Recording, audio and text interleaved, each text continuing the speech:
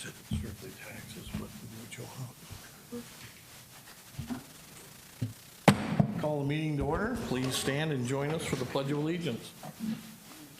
I pledge allegiance to the flag of the United States of America and to the republic for which it stands, one nation, under God, indivisible, with liberty and justice for all.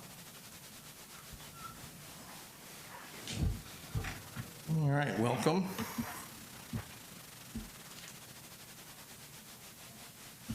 We'll start with Business Manager Veek.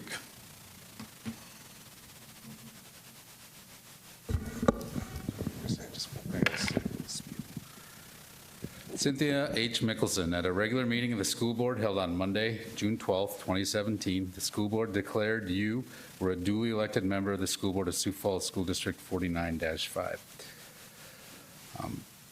Section 13.814 of the South Dakota law provides that newly elected members of the school board shall qualify and assume their office at the annual meeting of the school board in July by taking and subscribing to an oath or affirmation to support the laws and Constitution of the United States and the state of South Dakota, and to faithfully perform the duties of school board membership.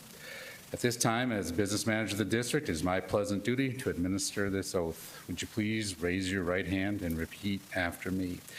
I, Cynthia H. Mickelson, having been elected to the office of member of the school board of Sioux Falls School District 49-5 of Minnehaha County and Lincoln County, South Dakota, do solemnly swear that I will support the laws and constitutions of the United States and the state of South Dakota, and that I will faithfully and impartially perform the duties of school board membership.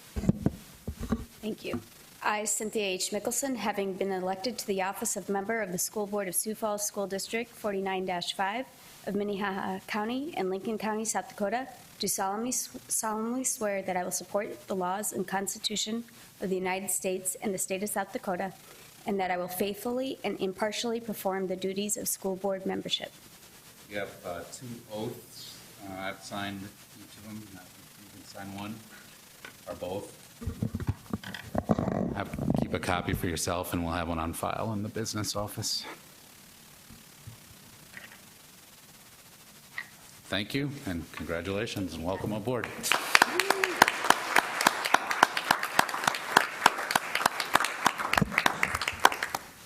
Welcome, Board Member Mickelson. Thank you, Todd. You'll notice this evening, Board Member Ryder is gone. She won't be present this evening due to being out of town.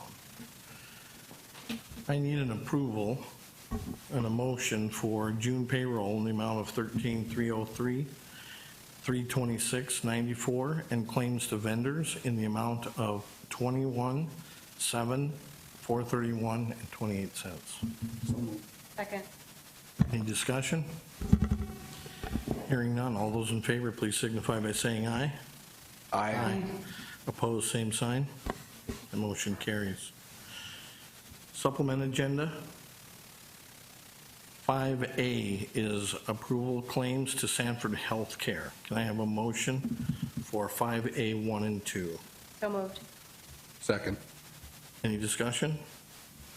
Hearing none. All those in favor, please signify by saying aye. Aye. Opposed, same sign. That motion carries with an abstention from Board Member Mickelson. May I please have a motion to approve the Avera Healthcare System 5B 1 and 2? So move. Second. Any discussion?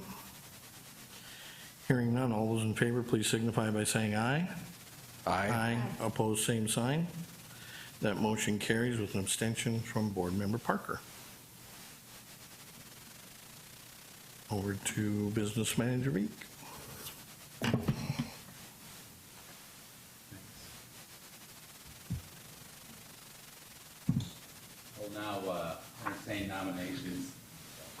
I will now entertain nominations for president of the school board.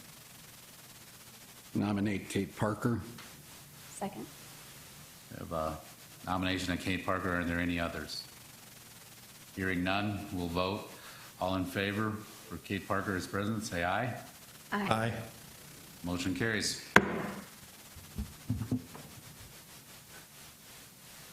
Want to move?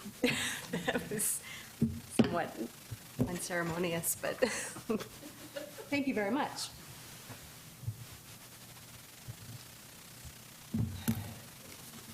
You want your Diet Coke? I do. Thank you. Okay. Yikes. Well, thank you, everyone. I would now like to get a motion for the nominees for Vice President of the School Board. I nominate Kent Alberty. Second. Any others? All right, all those in favor of Kent Alberty being Vice President, say aye. Aye. Opposed? Okay. Congratulations, Kent. Thank you. Would you like to move? No, I'll stay here. We can do musical, again. we'll do musical chairs at the next meeting. Okay.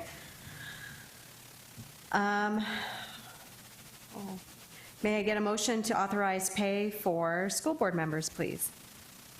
So move. Second. All those in favor signify by saying aye. Aye. Opposed, say same sign. All right, motion passes.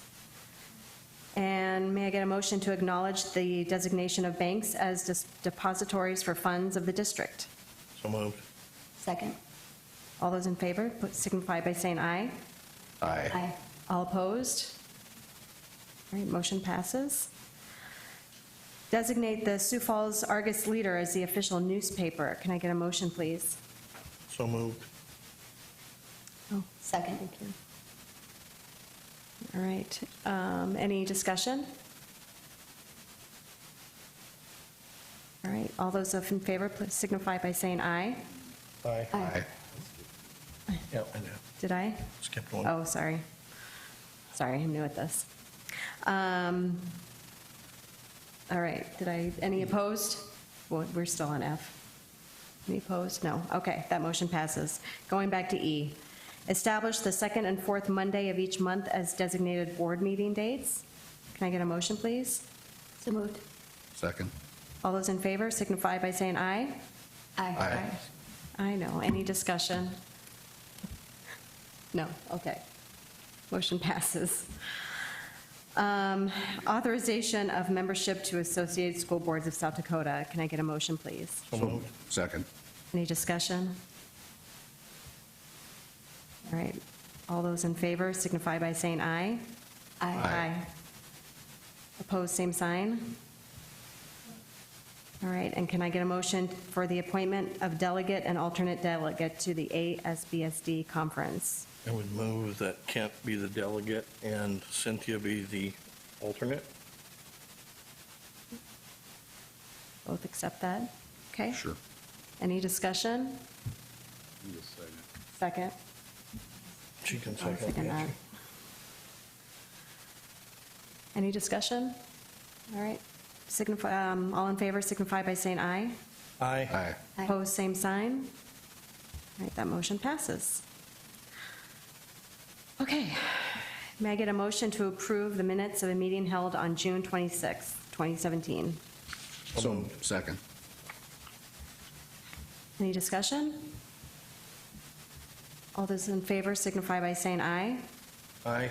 Opposed, same sign. Okay, that motion passes. And can I get a motion to approve the agenda, please? So moved. Second. Any discussion? Oop, sorry. Okay, we'll finish this one out. No discussion? All those in favor signify by saying aye. Aye. Aye.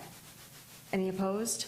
All right, motion passes. Persons wishing to address the school board, Bev, I have two, and they are on agenda topics for the budget, so we will take those when we get to the reports of the superintendent.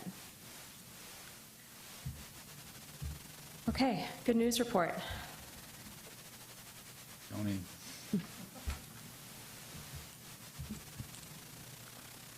Good evening. Thank you for letting me come this evening. I was going to give you an update on what's been happening in the Sioux Falls School District for meals during the summer. Hard to believe sometimes that we are doing that, but we're excited to say we're doing thousands of meals across the district for a variety of programs, and we're very excited about that. It always makes us unique to the state to realize all the kinds of things that we're doing day in and day out during these summer months. And so I thank you for that opportunity to do that. So I want to update you in terms of the kinds of things that you have been supporting in our community also. As an overview, I would just share with you that we have over 18 sites that we're furnishing some kind of food item or snack for. Now, those are not all the open summer programs, but when you think of the kinds of programs that are taking place within the city or for our district, we are providing snacks and breakfasts and lunches for a variety of them. And so that's what I'll be sharing with you briefly. What we try to do when we're thinking about the summer and the kinds of things that are taking place is to try to decide what kinds of programs we can make available to our students and to our families. And so again, we have quite a range of things that are available to us, but it's always interesting for the offices and peer, if you will, to realize, holy cow, you do all that kind of thing? And we're very excited that we can do it to offer the kinds of things that we think are so important to our kids and again for our families. One of the things, for example, at Jane Addams this year, with both the programs that they had offered at the site being the program for migrant learners as well as English language learners, were to continue this community eligibility program, the CEP program, thinking what was a program that we had in place within the district already that we could utilize that would help our families and our kids for breakfast and lunch. And so we were able to do that so we could feed both groups without cost to the families and to the students. You'd be excited to know that we also carried through the breakfast in the classroom there also, in that we were able to provide that for Jane Addams for the older kids. And so that was kind of exciting to see that carry through from what we've been doing in the school year to see how that worked for us in the summer.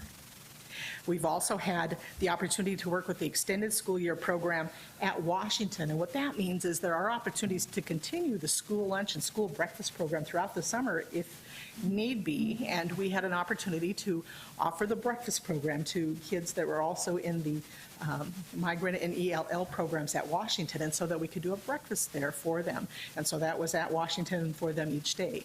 Those kids currently walk down to Annie Sullivan for lunch when they just finished their session, but they did walk down to Annie Sullivan for lunch. But we were able to do that at the school. And so that was something that we thought was very interesting and very helpful to those kids. The child care food program operates all year with Scarborough Center, for example, and often people don't realize that. We're not only providing snacks and lunches there in the school year, but throughout the summer. And so those are meals that parents pay for the kids that are attending there. We also have the child care program being offered with extended school year program, of which Deb Mueller-Wilson works with in terms of kids that come there for the services that are at Pettigrew and at Harvey Dunn this year. And so we provide snacks there.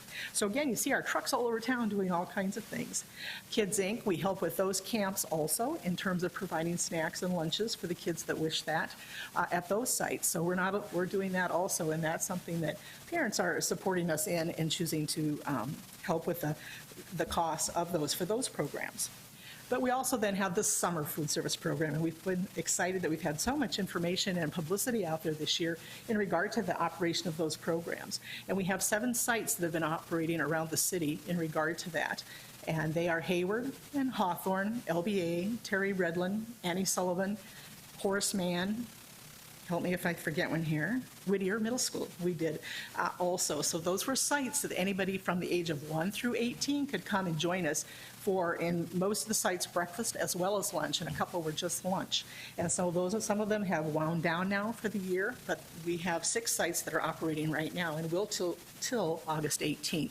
So we're excited that we can do that. Now, the big excitement, though, for that, of course, is who are the people that come and join us there. So we're so excited that we get a mix of families and kids that come to our sites, as well as certain other partners that come and join us. We do the Multicultural Center comes to the Hawthorne site, for example, and brings a busload of kids down every day for us to join us and to be at that site. We have the Lutheran Social Services summer camps that come to the Terry Redland site and do the same thing, are able to join us for lunch. And we're really excited that we're able to pair with Climb High and with, for example, that Washington Summer School that I talked, Washington Summer School, also another one, outside of the one we were doing breakfast for, that we can provide meals. Think of some clever clever or unique way to implement the programs that are available to us. So we have a variety of them function, and that's what I'm trying to share with you. Now, what does that mean? We talked about lots of programs. It talks about thousands of numbers. And so what we're doing are over 25,000 breakfasts, snacks, and lunches within the city for the month of June. So we're anxious to see what July and August do for us on those totals. A breakout would be, for example, 5,663 breakfasts that we've done. We've done 8,315 snacks, and we've done 16,484 lunches. So we've kept the 25 staff members for child nutrition services that are working this summer very busy, trying to keep those things going and getting around the city to the sites and places that we need to and wish to deliver service. The last thing I might share with you also is that Feeding South Dakota has always been very involved in our program, and they continue to do so with the snack pack program. And so those totes of kits are delivered to our sites on Fridays or earlier in the week for distribution on Fridays. And so that's been good for us all to realize that that's an option for families if they wish to grab those and take them with them for the weekend. And so those are available, and that's been a very big plus for both of our programs. But lastly, so I want to thank you and the community for all the support that we have each year that we receive for the operation of the program. We're reaching out to our families and our community to let them know that we do care and we have options. Come join us for lunch, join us for breakfast. We're here and anxious and excited to do just that for the summer in Sioux Falls. Any questions that I could answer for anyone? No questions. Just thank you, Joni, for all of your support. I mean, I think about all the kids and families that are supported through the meals that we provide or even the snacks that we provide, and it just makes me incredibly proud of what we offer our kids and our community. Thank you. Okay, I have one question. Yes. Do we know how much this has increased from like last summer to this summer for June? We usually would be able to tell you right on the nose, but we had some staggering start dates this year that were different from last year. So we're not really quite comparing apples to apples, but it does appear that our numbers are going to be up. And so we're anxious to see those now as we get into July and August for that comparison. I know that we talk about during the school year, kids that are hungry can't learn. And the thing that this proves or shows to me is that hunger doesn't just stop because kids aren't in school or in the regular session. And I think the fact that we have the ability to continue to offer good nutrition to those kids and their families in many cases is going to help them coming back in the fall to be able to learn to have had at least some good nutrition over the summer, and you know, it just is so terribly important. Thank you for your hard work. Thanks, Thank Julie. you. Support. I'd like to make a motion to acknowledge the good news report that Joni provided. Second. Any discussion? Right, all those in favor signify by saying aye. Aye. All opposed? Same sign. All right. Good news report passes. Thank you, Joni. Conflicts of interest. Are those can I get a motion to approve the conflicts of interest that were provided? So Both moved. the administration and the school board? So moved. Second. Any discussion? No, that we've all reviewed them. They've been online. So we've had an opportunity as a board to look at them, and I didn't see anything, nor I don't think anybody else did, that was glaring, so. All right. Can I, all those in favor then signify by saying aye. Aye. Opposed, same sign. All right, moving on. Can I get approval for the consent agenda, please? So moved. Second. Any discussion? All those in favor signify by saying aye. Aye. Opposed, same sign. All right, that passes. And down to the reports of the superintendent. Okay, we have two reports tonight. The first report will be a report on the adoption of the fiscal year 18 budget and certification of levies to county auditors. I'll ask Mr. Veek to come forward and present on that topic.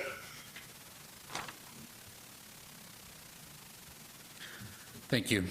You have in front of you the budget that we looked at in detail in April. Of course, we started the budget process back in November, culminated with the tentative approval in April. The biggest change to the budget is we moved up some expenditures in the capital outlay for computers so those guys could get working on them in June. So we, capital outlay plan spreads over multiple years. So we moved the expenditures into the fiscal year we just completed, and we reduced the budget by that amount for next year so they could get those computers up in the classroom ready to go when students are back. That is the biggest change. You can see, and this is all in your board packets, and online, but our tax-supported funds, which are our general fund, our special ed fund, and our capital outlay fund, total about $243 million in expenditures. We also have the self-supported funds, which are items that we don't generate a tax for. They quote-unquote pay for themselves. Food service fund is the obvious one where they make meals and they charge either the federal government or students for those. There's others as well. The insurance trust fund's another big one. We have our own insurance fund. Those total about $53, almost $54 million. What you'll also have in your board packets are these levies that we'll be asking for. Those are the state maximum levies in the general fund, plus the $7.5 million opt-out, which had been approved several years ago. Capital outlay fund at $31,166,000, and the special ed fund at $1.46,1. The $3.5 million opt-out, which has now become effective because there wasn't a petition drive or not enough signatures to refer it, of $3.5 million. The administration is recommending we wait till we see where we come in at in the budget that we just completed and look at what our fund balance is going to look like going forward, because we said when we passed or moved that opt-out that we were going to take what we needed to keep our fund balance in line with the recommendation from the Finance Action Network. Just a reminder, this is what we were looking at back in April. And you see our low point projected at that time was 3.9% in FY20. Of course, when you take an opt-out, it takes a full year you only get half of it in the first year, half in the second. So we'll run some projections as soon as we know where we came in at. Bring that back to you in September. That's the latest. You have until the second board meeting in September to set those, to lock those levies in. I would just point out, we had some questions about levies. We did some work, and I'm going to be presenting to a group on this. So thought I would just bring this here. This is a comparison of our current, where we sit as of 2017, and this compares us to our neighbors, basically the school districts that either touch us or within a couple miles of our borders. And on the owner-occupied, well, you can see on both, I guess. So these are the individual levies. This is the total school levy here. We are at $8.39 on an owner-occupied home. That's the lowest amount. The second lowest is $8.83. The third lowest is $8.94. We're projecting, if we took the whole $5 million, I don't think anybody plans to. We're going to, and I think as a matter of fact, we said we weren't, and we would take what we needed. That would be 30 cents. So if we held that, our property taxes would be up 30 cents higher than what we were projecting. And this is a look at a home, just a 15-year history, and it kind of came up in one of the conversations about the opt-out. But the reason we picked 15 years is because 2002 was the last year before the school district had an opt-out. So there was no opt-out in 2002. Opt-out started in 2003, and we've had varying amounts since then. So this is an actual home. It's in Minnehaha County. It's in southwest Sioux Falls. Property taxes, the school taxes that were paid on that home in 2002 were $1,155. The school taxes that were paid on that home in are being paid on that home in 2017 are $1,187.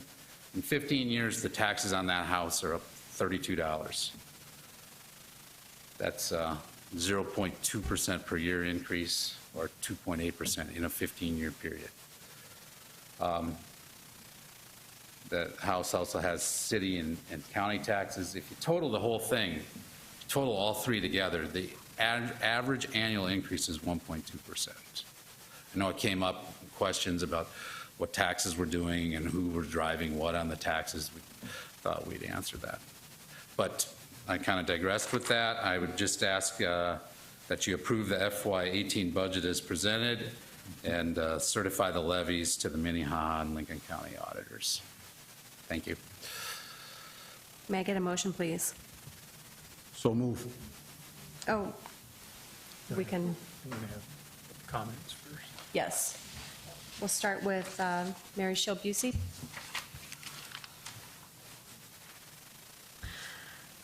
Please state your name and address, and I believe you have 5 minutes on topic.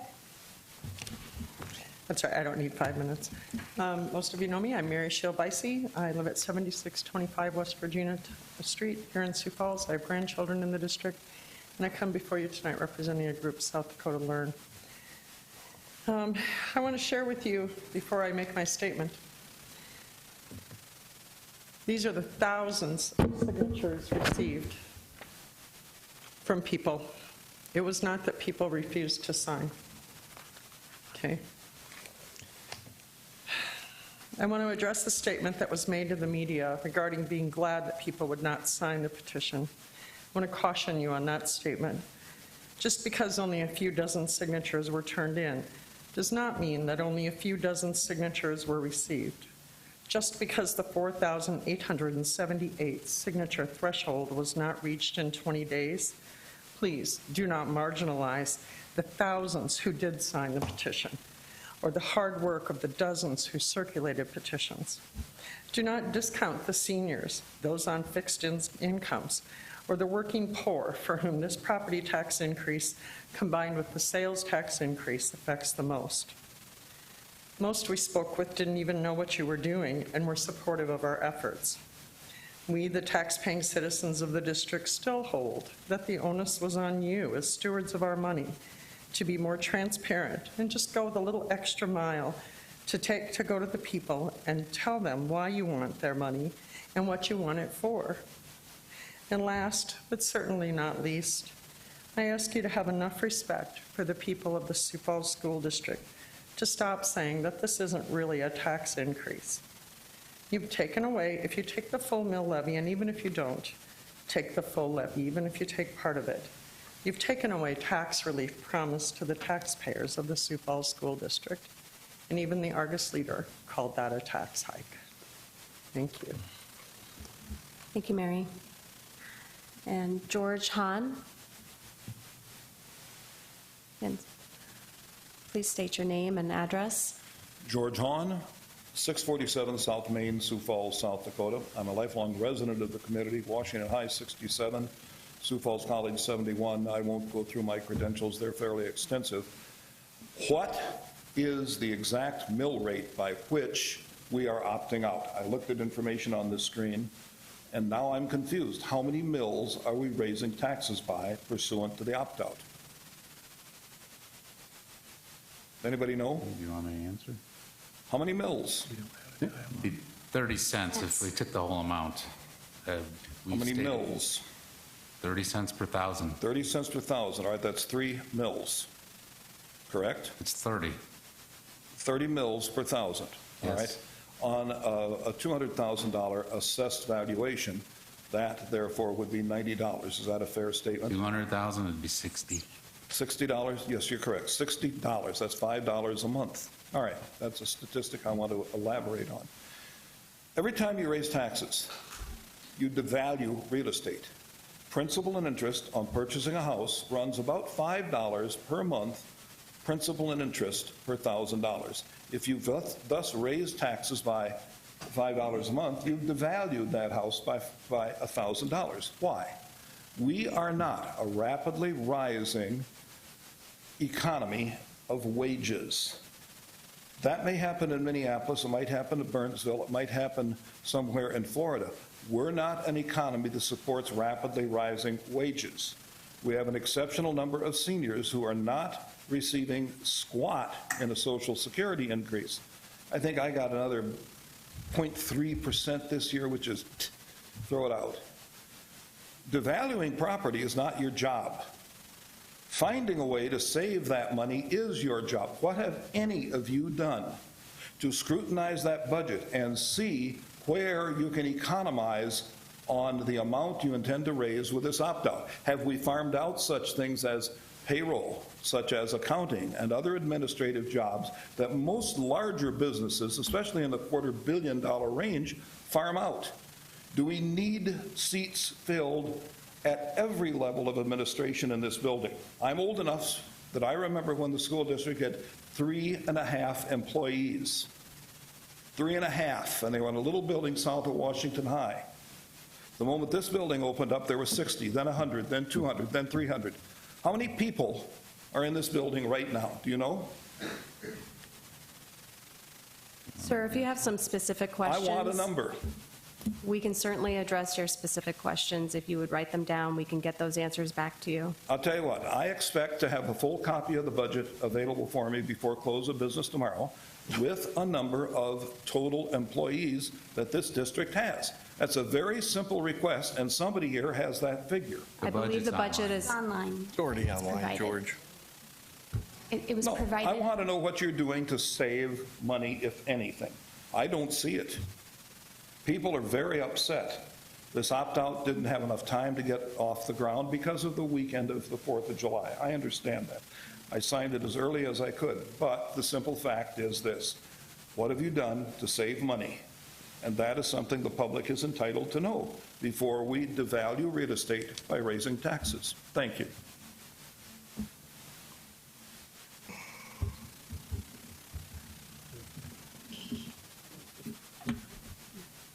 We have a motion and a second to approve the adoption of the FY18 budget and certification of levies to county auditors. Any further discussion? Yes, Kate, thank you. I'd like to address, thank you, both of you, for your concerns and questions, because raising taxes is not something any of us want to do, or take, and we take it very seriously. This is an option that has come to us because of situation in our increase of our costs per student in our district and so forth.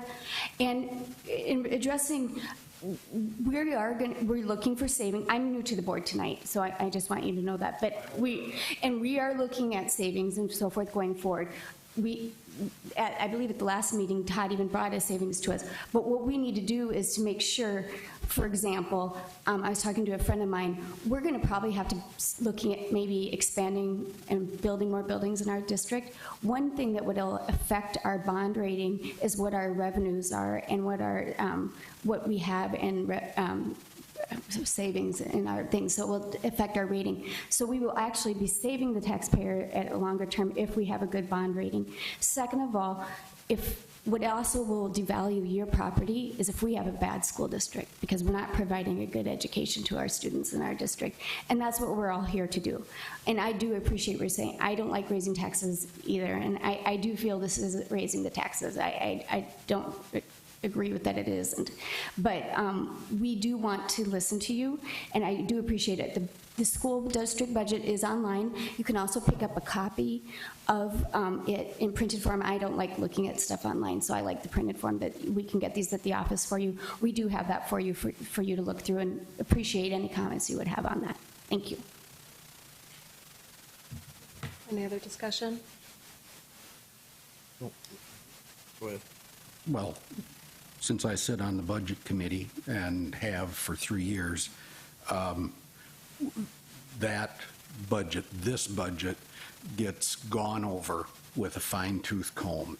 We have found efficiencies time and again, and we had the Finance Action Network that we brought in some of the some of the most successful CPAs, some of the best CFOs from companies in Sioux Falls, large companies, small companies, to go over our budget. We opened up our books entirely to that group of people, which is not a common occurrence in school districts of any size, to make sure that we were being prudent stewards of the public funds. Their recommendation was that the opt-out would be necessary. As Cynthia said, we look at long-term view, and long-term, we need to position this school district as a business, a large business that it is, so that at some point, when we have done a comprehensive facility study and we have made some decisions after a great deal of public input through that process, we will need to run a bond issue, and we want to make sure that we have financially positioned this school district to be able to do that. And that's enough. Thank you. Good. Okay.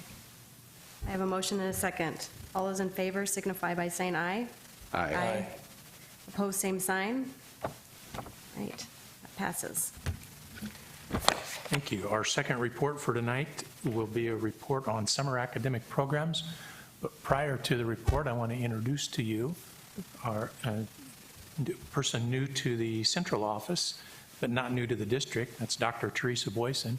Dr. Boyson will be taking over as an assistant, actually has taken over as our assistant superintendent in charge of academic achievement. So by way of introduction to you tonight, Dr. Boyson. Welcome, thank you. Well, tonight I'm here with some great news about the summer programming that happens in the district. We have 2,352 students that continue their education throughout the summer in various programs, and I just wanted to highlight those programs for you and let you know what's going on throughout the district. Those programs address Priority Area 1, Student Achievement, Priority Area 2, School Culture and Climate, and Priority Area 4, Student Engagement. But throughout the summer, they are in all these programs, and I'm going to start with our youngest in the Birth to 3 program. That we have 123 students in that Birth to 3 program. This service is continued throughout the year through their individual family service plan goals.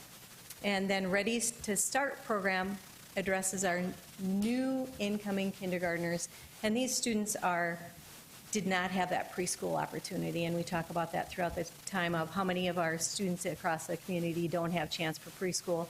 And so we have 95-year-olds that are ready to go to kindergarten that will have that through July and into August. Extended school year, or ESY, goes on at 2 sites across the district, and that addresses students from preschool all the way through high school. And this year we have 291 students in that program. Our ELL, our English language learners and migrant classes, Joni Davis addressed that just a little bit, but we have those students were at Jane Addams and Washington High, and 537 students took advantage of those classes. Summer Climb, second pilot year for that, and that's at 3 of our sites, LBA, Hawthorne, and Hayward. And they have an academic focus in the morning, and they do some extended learning activities in the afternoon. And we have 294 students in those programs, and that's kindergarten, 1st, and 2nd grade. High school has multiple opportunities. The high school students out at CTE, they have opportunity for that face-to-face speech class or team sports. We had 43 students enrolled in those programs, but then CTE is also the proctor site for the online classes, which seems to be that growing trend. And this year we had 271 students take advantage of that program out there, and that is an ongoing process. And we have credit recovery at all 3 of the high schools. So far, we have 282 students involved with that credit recovery program, and about half of those at this time have regained some credit towards graduation. High school freshmen can also participate in that connections class, and that's to help them make that transition from middle school to high school. 235 students will be involved with that class. And we have multiple other activities for the high school students with internships and work skills trainings throughout the community with 42 students involved there. So again, 2,352 students of the Sioux Falls District are continuing their education with academic programming. However, we do have multiple opportunities throughout the district with Kids Inc. and summer camps and our community ed classes. Deanne Conrad talked about those our last board meeting. And running start for the middle school programming for those 5th to 6th grade transitions. So again, the Sioux Falls District's committed to providing quality educational opportunities for students. The summer programming allows for the readiness experiences, credit recovery, earning additional credits, maintaining academic, developmental, and behavior goals, English language acquisition, and the opportunity for internships in the community. And I ask that you acknowledge the report. Questions? Thanks, Teresa. Yes. Any questions? With the online courses and the summer courses for high school, with costs associated, I know it's reduced. I know there's a scholarship program now out at CTE. How has that been successful? Have been be able to get enough scholarships to cover the cost of students who can't afford those courses, or what is the status? Right. Anyone that is able, that would like to take that online class, there have been funds available Okay. for those students, yes. Thank you. Any other questions? All right, can I get a motion and a second, please? So moved. Second. Any further discussion? Again, great opportunities that we offer our families, all the way from birth to high school, so. That's right. And beyond. It's a great place to be. Yes. It is. All right. Thanks, Teresa. Thanks. Thank you. I have a motion and a second. All of those in favor signify by saying aye. Aye. Any opposed? Same sign. All right, motion passes. Can I get a motion to adjourn? So moved. All right. Thank you, everybody.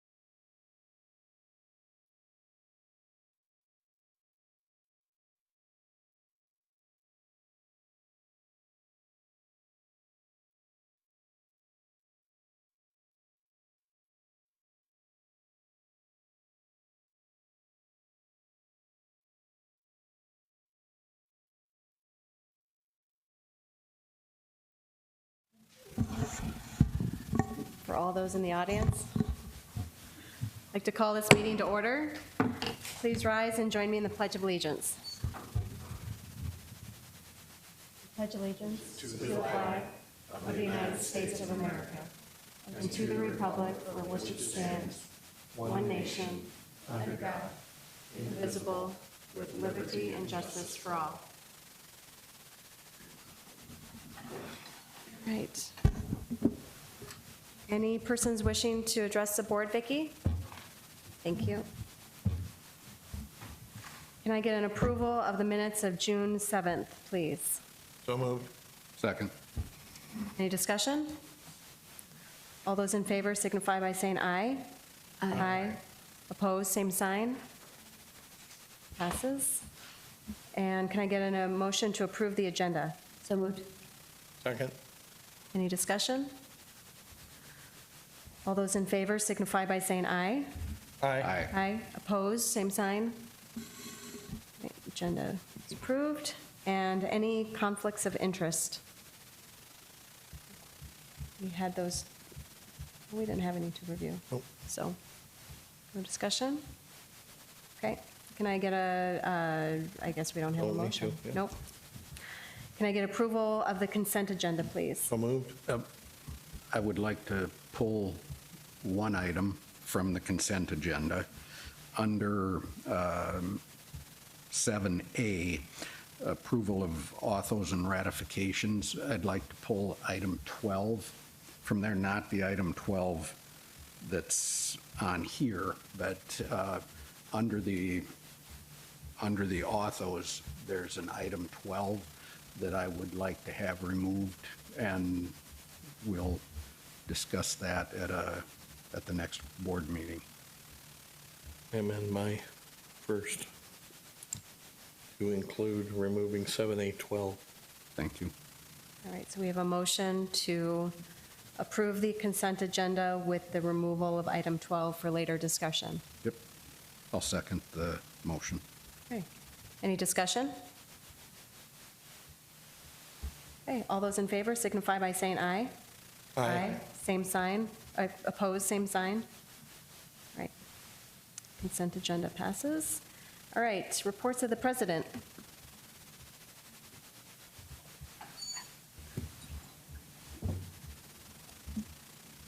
Actually, just for the sake of minutes, I'd just like to acknowledge that Carly Ryder is out of town and is not in the meeting today, for those of you that might be watching at home.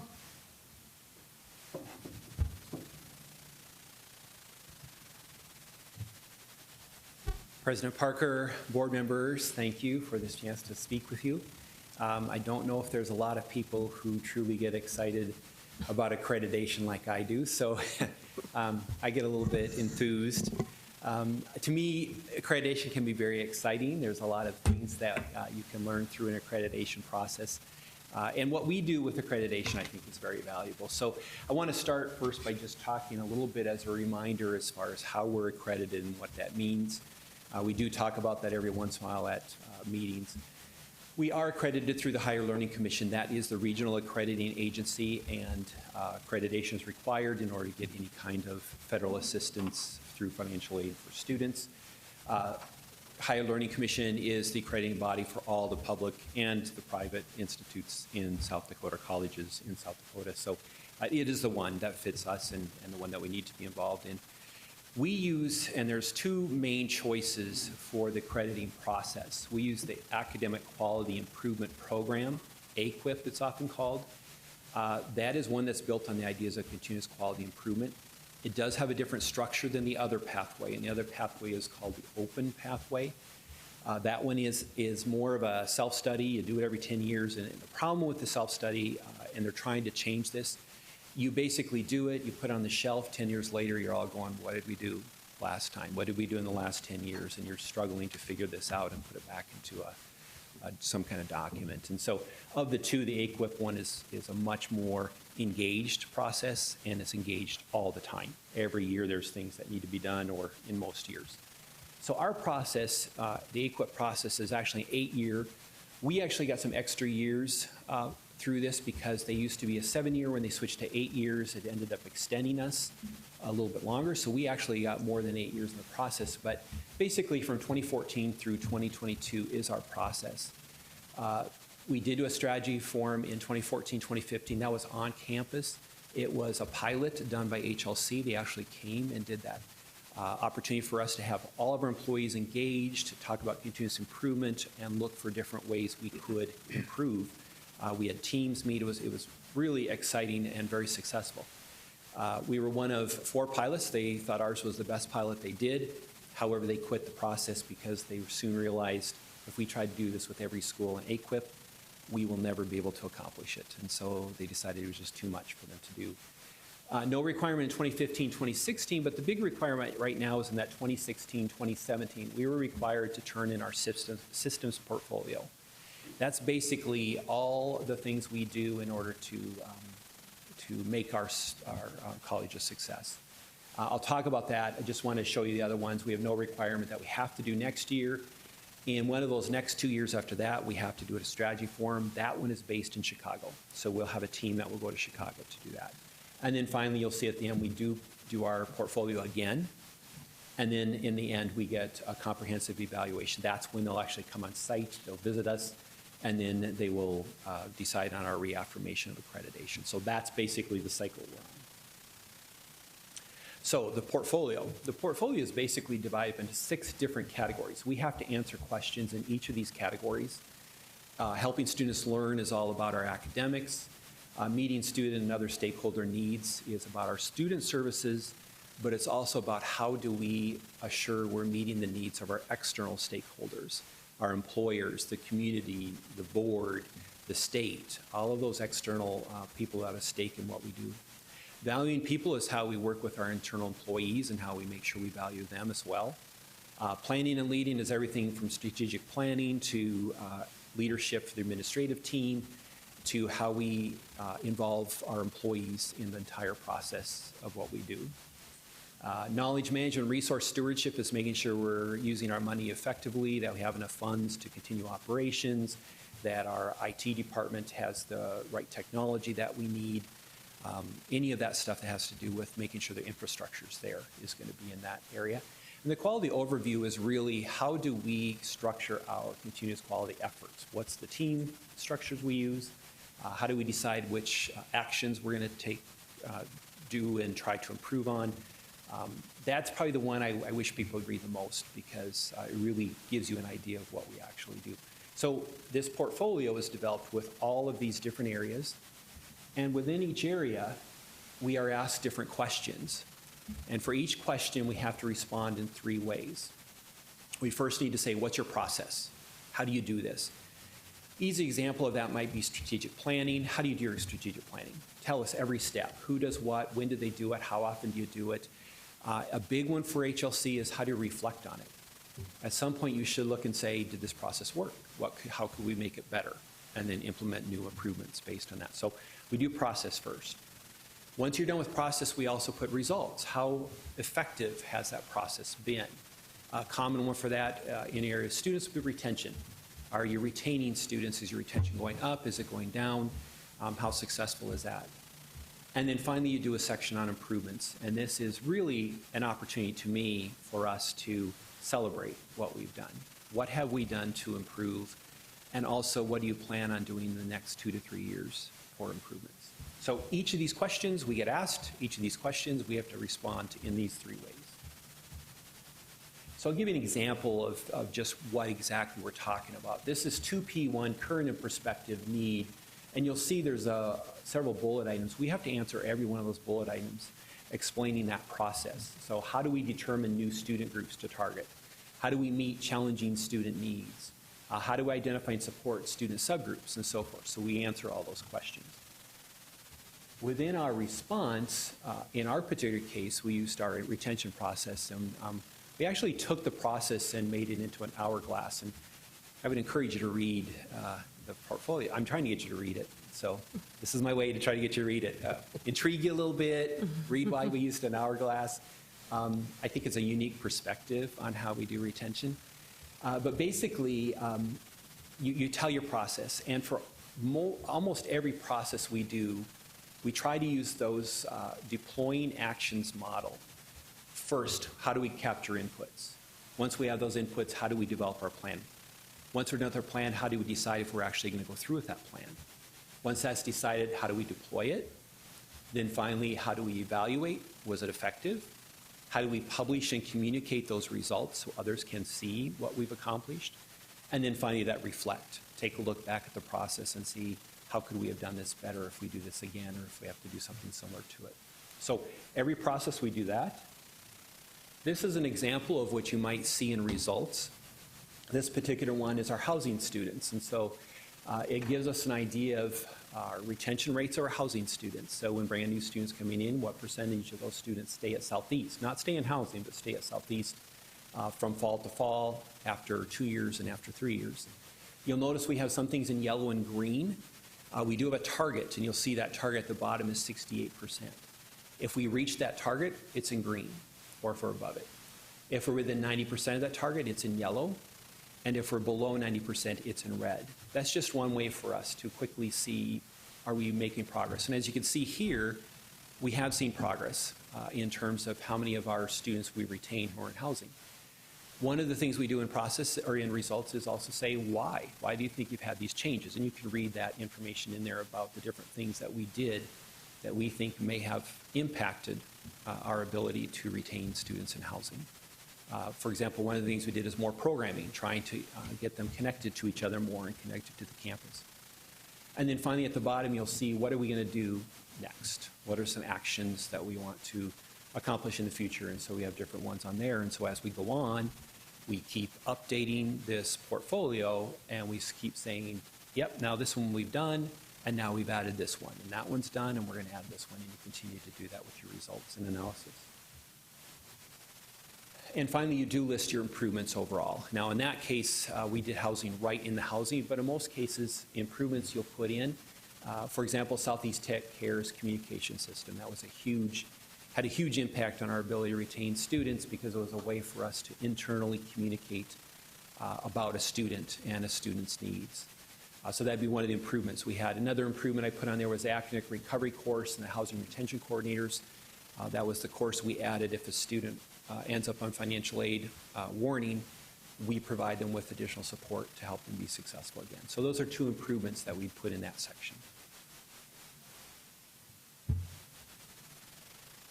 So the main thing about the systems portfolio is it's all about the who, what, where, when, but also what's your results and what's your improvements. This document has to be out there for the public, and so you can see this is how you can get to that document. The other thing is that in that listing that you saw of the years, this year is the year we had to send it to HLC. What happens is HLC has a team of probably about 6 peer reviewers. They will read our portfolio. They will then, on each one of those sections, tell us whether they feel, yep, you're there, you're integrated, you're close, you're aligned. You got some systematic things here, but you got a ways to go, or you're reacting. You don't have anything in place. If we get any reactings, I'm going to be very upset. I think what we have and what we do is the closest I can think of to integrated. But the whole, I shouldn't even really do that because the whole idea is not about getting integrated and not about getting aligned. The whole idea is about them helping us figure out, hey, you're doing great here, but have you thought about this? What if you did this? Would that help you improve? This particular one, that's all it's for. This one will come back to us. We get to use the information. They will tell us some strategic things we should look at. We will take that internally. We'll adjust what we do accordingly. The one right before your accreditation is due again, that one becomes a much bigger issue. That's the one they will use as one of the main documents when they do that actual review. And that team that will come in and visit us will actually use that document and say, hey, we're seeing this in your portfolio. Could you explain this more? Can you prove that you actually do this? But this first one is a great opportunity for us to see what they say and then react to it. We won't get those results till probably August or September. It takes quite a while for these teams to go through it. So when it gets through and when we have that information, we'll present it to you again and give you an idea of what they overall said about how we're doing.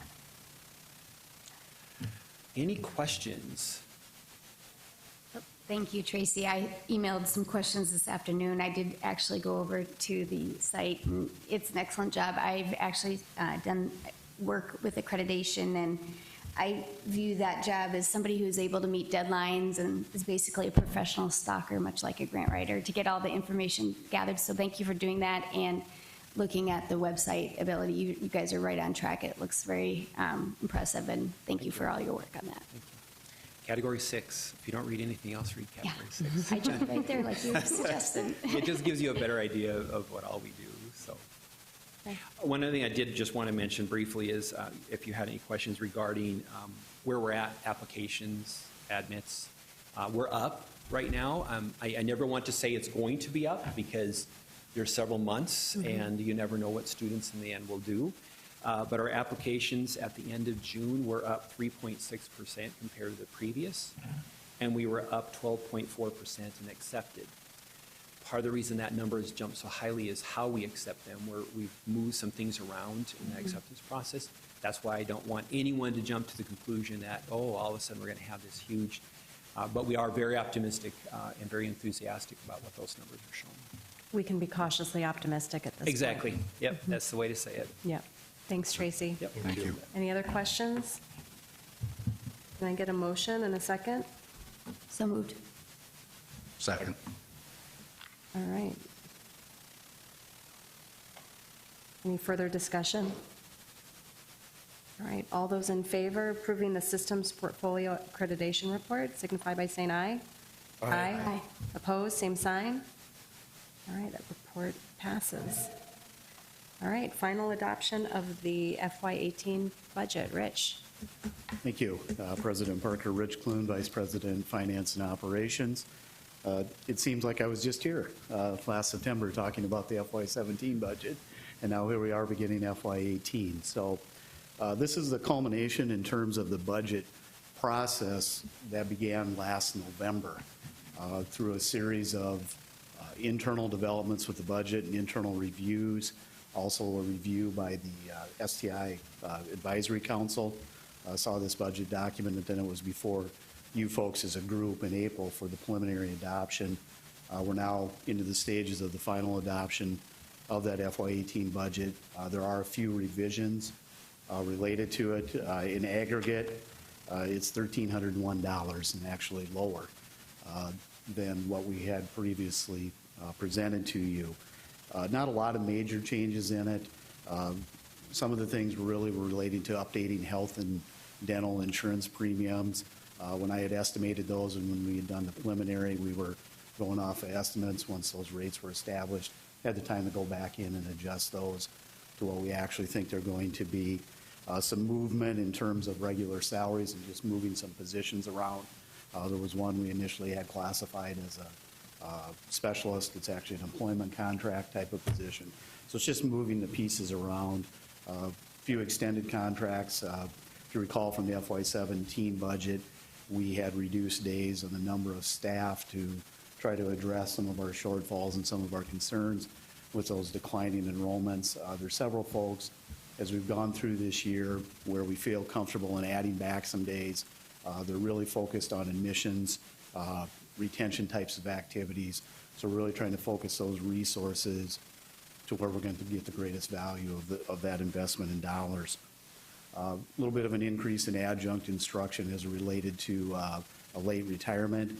So as that position leaves, we still have to teach the classes, so we bring the adjunct in. But all in all, pretty much stable in terms of those adjustments. And again, it was only about $1,300 as it relates to the post-secondary fund. And I probably should back up a little bit and talk about, you guys hear me do the speech about our 4 funds that we have under the post-secondary fund. The main one is that the post-secondary vocational fund. That's our 4 credit-bearing programs. It's a special revenue fund.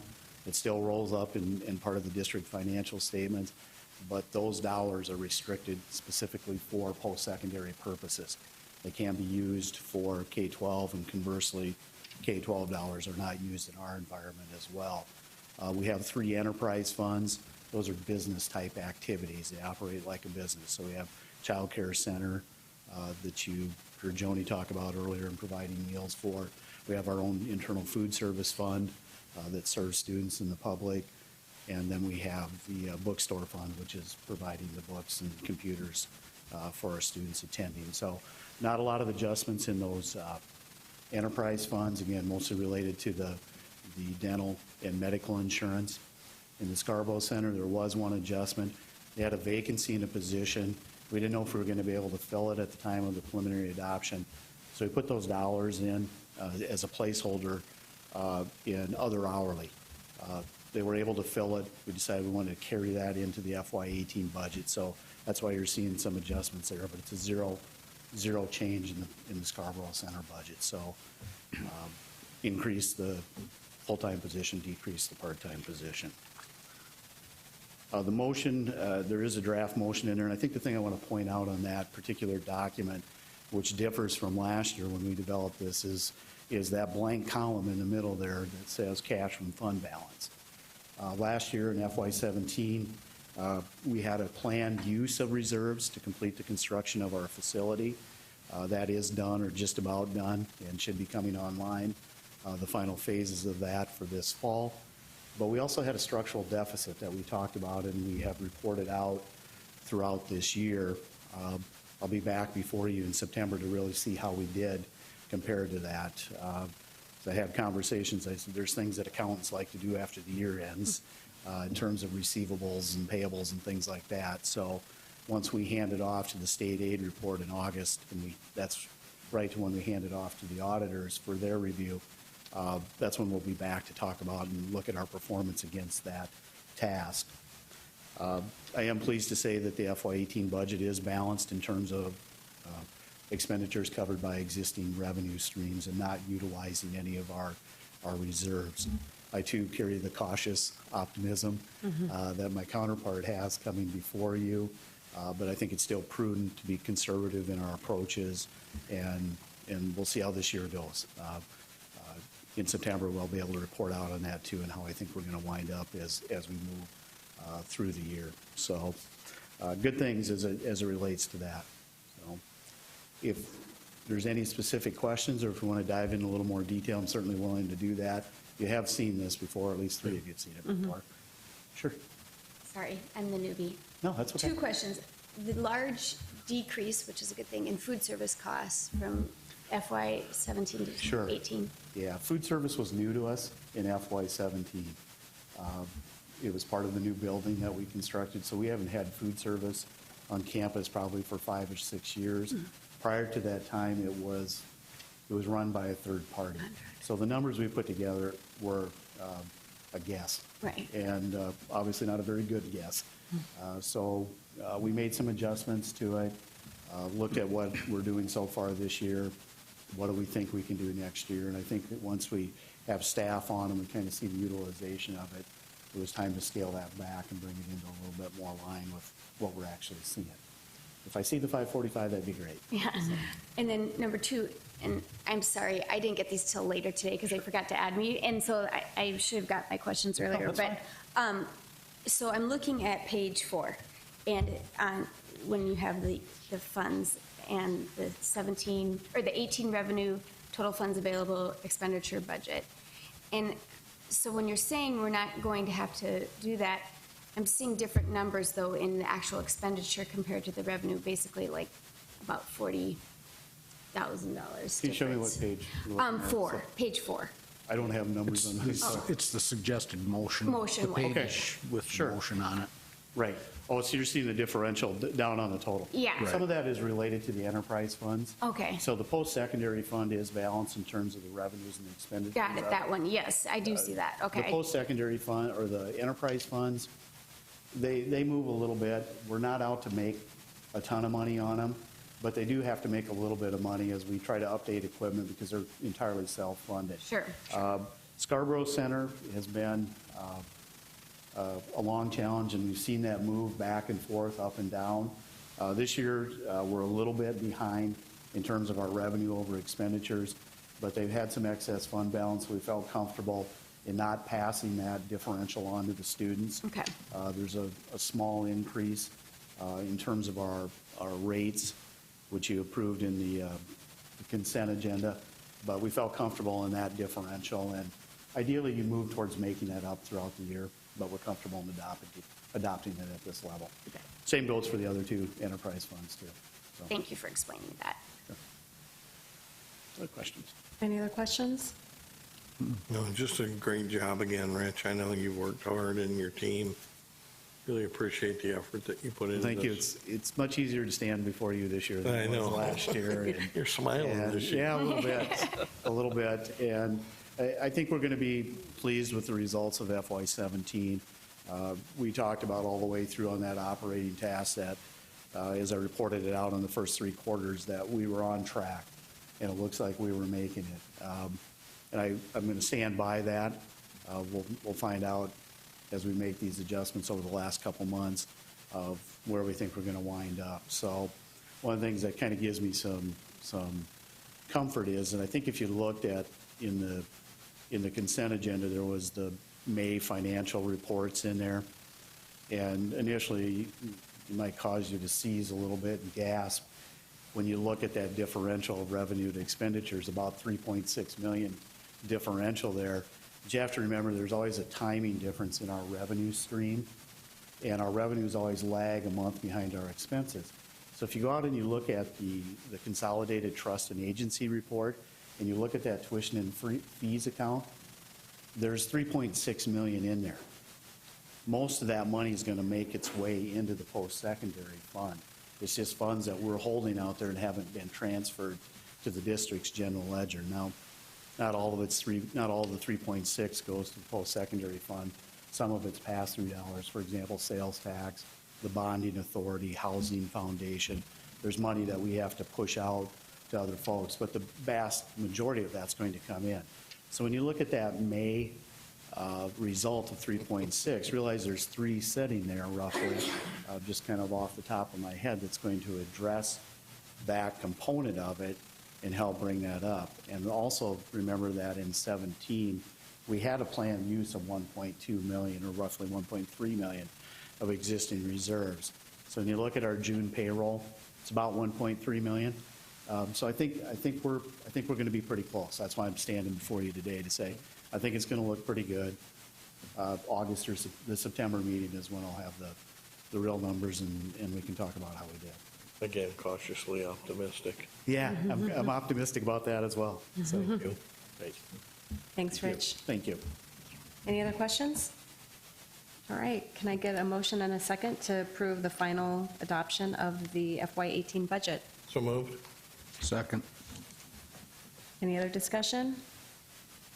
So again, good job, Rich, you and team. It's a long road from November to Yes. today, It is. and Well, thank November 2017 will come up soon. So Move from we'll budget be to at audit. it, we'll be at it real shortly. Yeah, move to budget to audit. So. Right. All right, so I have a motion and a second. All those in favor signify by saying aye. Aye. Opposed, same sign. All right, adopted. All right, anything else to come before the board? Move to adjourn. Okay, Sojin? They're coming up to the University Center now, so.